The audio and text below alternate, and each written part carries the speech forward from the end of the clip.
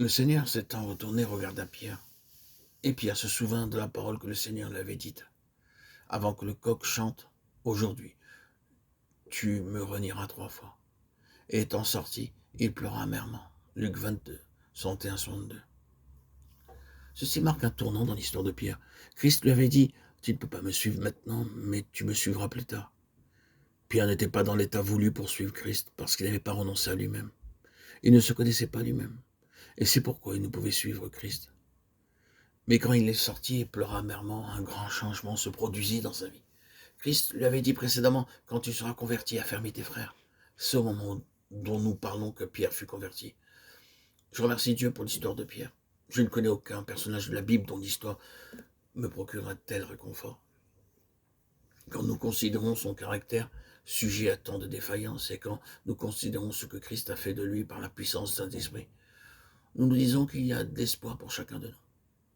Mais rappelez-vous que Pierre avait, avant de pouvoir être rempli de Saint-Esprit et devenir un homme nouveau, dû sortir et pleurer amèrement.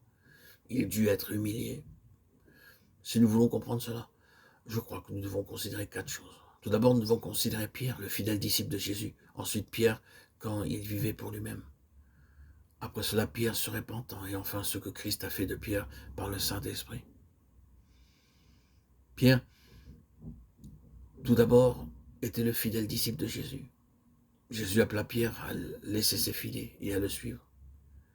Pierre obéit immédiatement, et il put déclarer par la suite, « Voici, nous avons tout quitté, nous t'avons suivi. » Pierre avait renoncé à tout pour suivre Jésus. Pierre avait fidèlement obéi à Jésus.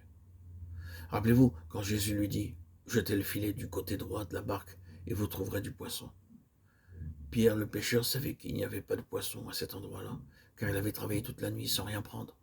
Mais il répondit, « Sur ta parole, je jetterai le filet. » Il se soumit à la parole de Dieu. Pierre avait une grande foi.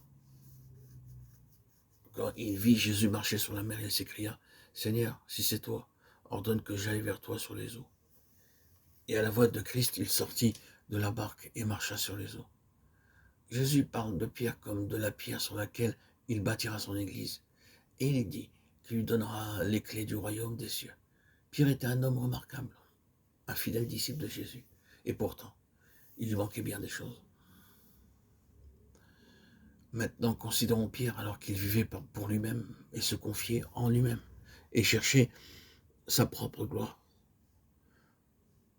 Vous vous rappelez qu'aussitôt après lui avoir dit « Ce ne sont pas la chair et le sang qui t'ont révélé ces choses, mais c'est mon Père qui est dans les cieux », Jésus commença à parler de ses souffrances à ses disciples. Et Pierre osa lui dire « À Dieu ne plaise, Seigneur, cela ne t'arrivera pas. » Matthieu 16, 22. Et Jésus fut obligé de lui dire « Arrière de moi, Satan, tu me mets en scandale.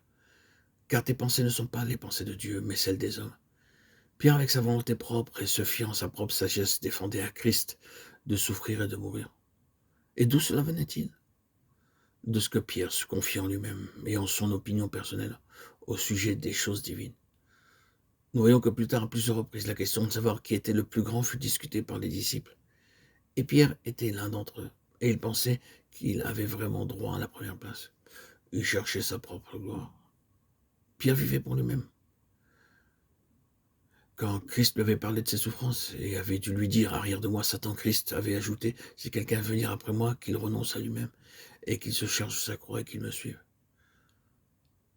Nul ne peut suivre Christ s'il n'a fait cela. Il faut d'abord renoncer à soi-même. C'est là la première condition pour devenir un disciple de Christ.